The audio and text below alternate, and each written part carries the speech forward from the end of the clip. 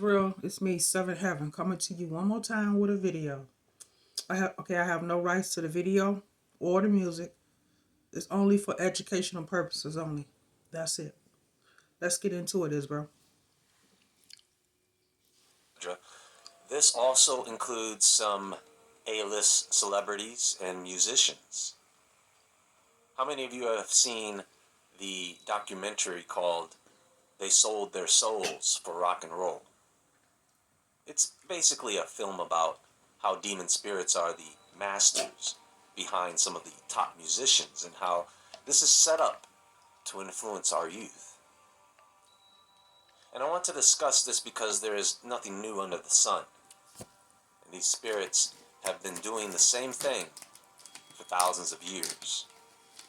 They are master influencers, and their ability to fool people is uncanny.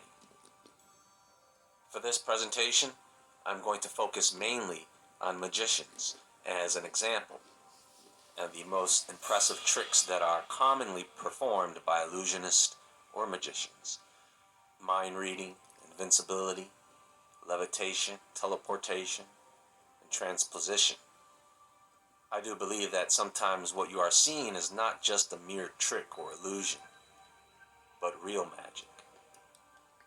I know that there are people out there who wish to summon spirits, practice performing ritual ceremonies. They actively seek the assistance and knowledge of these dark entities. And not many people know this, but sometimes those demon spirits will just ignore those people and their rituals. Why? Because you don't really get to pick and choose demons. No, they pick you.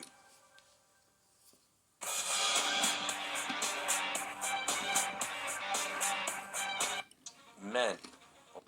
22, 25. That might be my biggest win ever here on Atlantis. We got it! Oh my gosh! Like them. Okay? She is a psychic medium, channeler, and ET contactee. I want to read to you a little bit of her story, and I want you to think about if you've heard this story before. Listen to this. In the year 2015, when I was 15 years old, the wake-up call encoded in my DNA activated, and I started my path of spiritual awakening and the recovery of my memories. I started to receive intense downloads on the structure of consciousness and the existence and information about what is really going on Earth, what is the real history of mankind, and what is my mission here. At that time, I observed my starseed hybrid nature as well as the indigo crystal energy of my aura.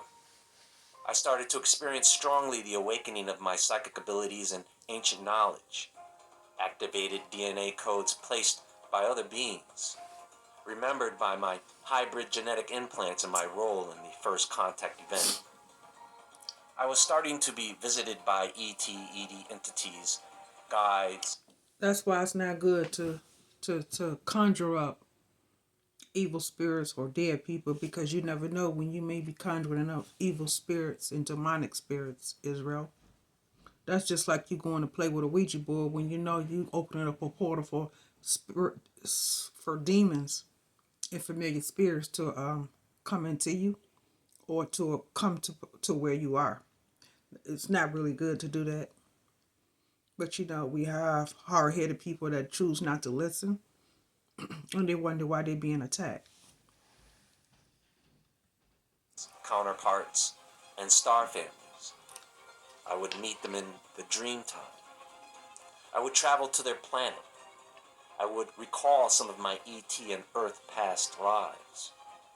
I would be taught in spacecraft schools about psychic abilities and metaphysics, as well as spiritual guidance.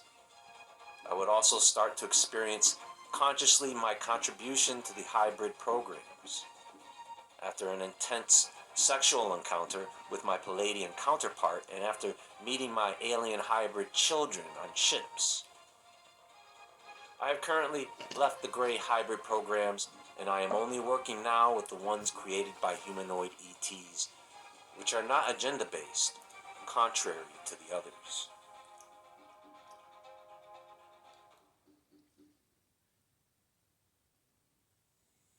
Star seeds, DNA, travel, sexual encounter, alien gray. I'm just using this as an example of what typically happens when someone is being followed around by evil spirits their entire lives. Within this system that we live in, there is also a demonic system that has influence of military and other professionals, which is why people like Marina will more often than not be gang stalked or targeted as well. These spirits have like a hive mind when it comes to communication. So wherever you are, they know you. Do you see? And yes, they do know who is more genetically suited for what some may call infestation. I'm not talking about possession. That is something different and a bit more complex. I'm talking about them just hanging around people, speaking to them, speaking through them all the time. And they are patient. Oh, so patient. They will hang around for years. Then one day when you're vulnerable, here they come. So this is one end of the spectrum when it comes to spirit helpers, but they are all the same dark spirits. So on the other end of the spectrum, we have the witch, we have the sorcerer, who are not hard to understand if they are into real witchcraft, who may have no problem dealing with demonic.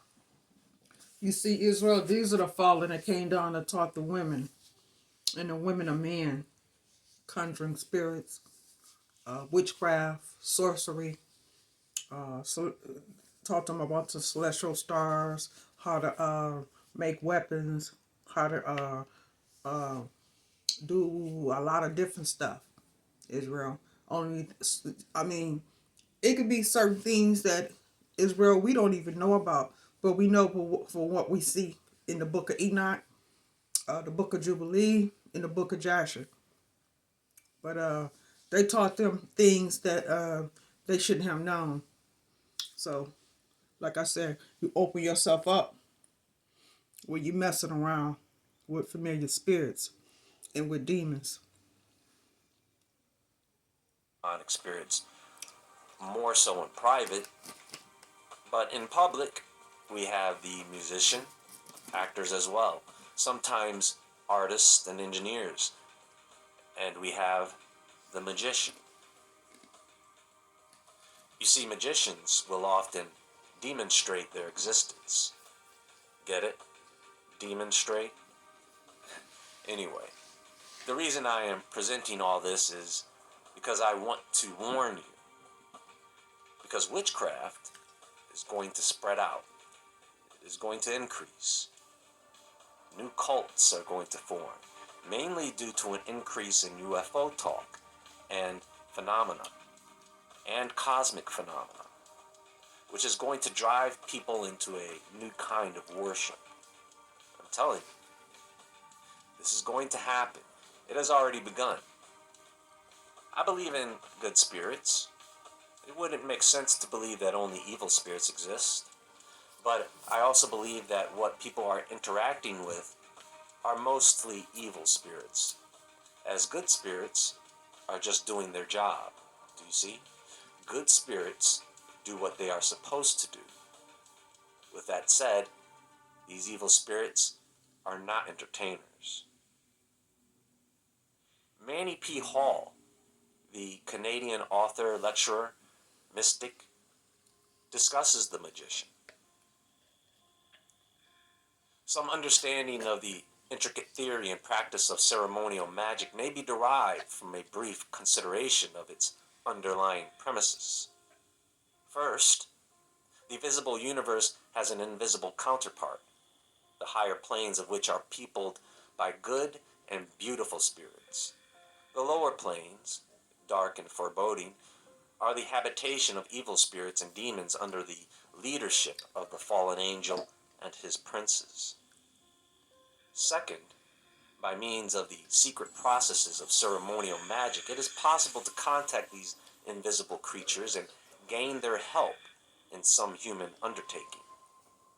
Good spirits willingly lend their assistance to any worthy enterprise, but the evil spirits serve only those who live to pervert and destroy. Third, it is possible to make contracts with spirits whereby the magician becomes, for a stipulated time, the master of an elemental being. Fourth, true black magic is performed with the aid of a demonical spirit, who serves as the sorcerer for the length of his earthly life, with the understanding that after death the magician shall become the servant of his own demon. For this reason, a black magician will go to inconceivable ends to prolong his physical life, since there is nothing for him beyond the grave. Manny P. Hall even talks about how a typical contract works in ceremonial black magic, where the magician must sign the pact with their own blood. The demon will fulfill their end of the pact as long as the magician does not fail. So the demon may say something like, "I cannot accede to your request nor fulfill it, unless after 50 years you give yourself to me, body and soul, to do with as I may please." Or according to Manny Hall, a spirit may say, "I will remain in your service as long as on every Friday morning you will go forth upon the public street giving alms in the name of Lucifer. The first time you fail in this, you belong to me." And so what happens is, when these magicians get deeply involved with this, they end up trying to find ways to extend their life so that they don't have to pay up in the end. And the demon is doing everything it can to prevent the magician from upholding their end of the bargain. They want the magician to break that contract. The spirit doesn't sign the pact, the magician does.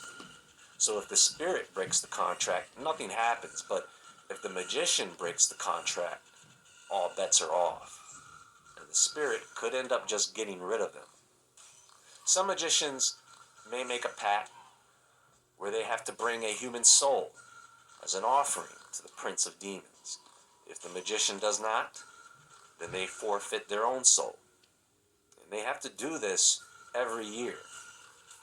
I'm not saying magicians do this, it's just an example of the extent to where this could go.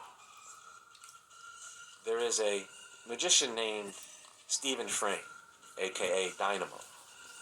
And there is an audio from someone who's supposed to be a friend of his stating that before his success, Dynamo went out into the woods to worship spirits for some time and came back with supernatural abilities that advanced his success as a performer.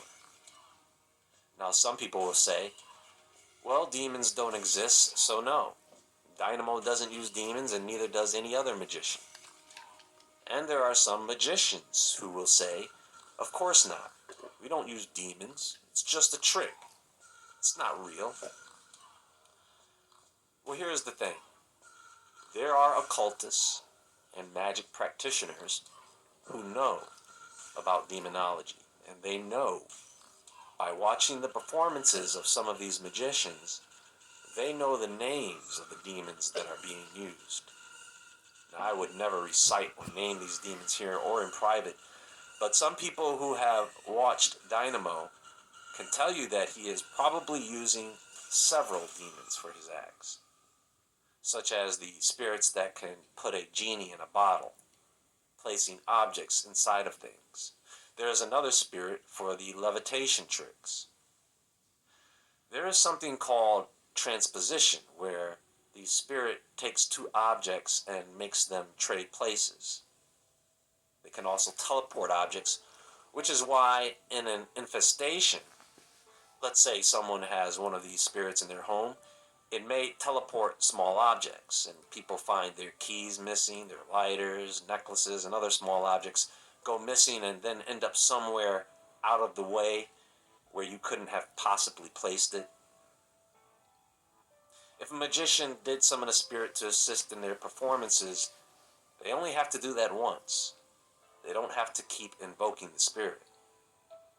Mike Super is one of the few who actually wants you to believe that there is a spirit helping him. He calls him Desmond.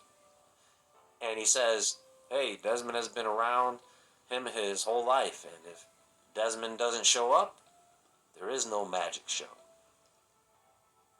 There was a magician after World War II, Mirandajo, who would have himself impaled with large swords through vital organs, mind you. He said that he was instructed by guardian angels about what to do and what to say. Now, these demons will stick around until they have had their fill, and they will just get rid of you after they are done. In the case of Mirandajo, they tricked him into eating a steel needle, which he died from 10 days later. The voices instructed him to do this. Mi Moneda, which is an anagram for I'm demon. See? So for people who deny that they use demons, they certainly want you to think so with all their occult imagery and props, etc. David Blaine, a well-known magician, endurance artist, showman, is guilty of this too. Now, he doesn't admit to using spirits. Most of them won't admit to it and even deny it, as they are sworn to secrecy, with the left-hand path eye of chaos drawn on his palm. You know, a chaos magician is one who paradigm shifts. They base their magic on beliefs that are not set in stone. It's like what Blaine says in his interviews. He is always talking about pushing the limits, mind over matter. And in the realm of speculation, he may be into chaos magic, because you can do pretty much what you want to do. Without admittance, all we have is audio and video. The magician will always just claim secrecy and leave you to believe whatever you want to believe. Now, how many of you have heard of the magician Yif?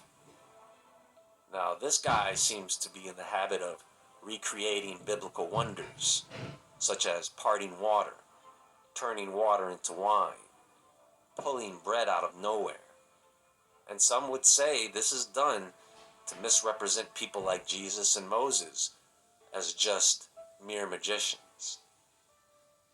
Now, there are people out there who pride themselves on exposing and explaining these tricks, and there are parts of the trick, like forcing a playing card, that absolutely can be easily set up.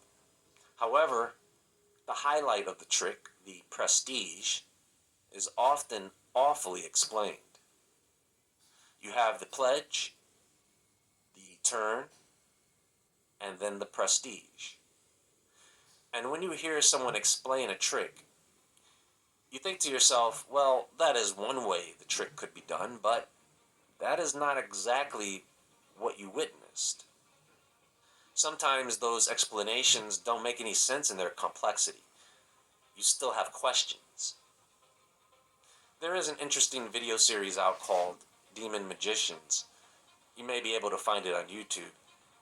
And then there is the old documentary, They Sold Their Souls for Rock and Roll. You can check those videos out if you're interested in learning more about this. You know, a lot of these magicians have this look in their face. It's often dark eyes, dark hair. Even when their hair is blonde, I mean, it could be them adopting a certain look to play the part. But like I said before, for a group that mostly wants you to... Best thing you can do right now, Israel, is to leave it alone and let it be. Because the one person who knows about evil and witchcraft and all that and demons is the Most High, considering He created it. Much love, Israel.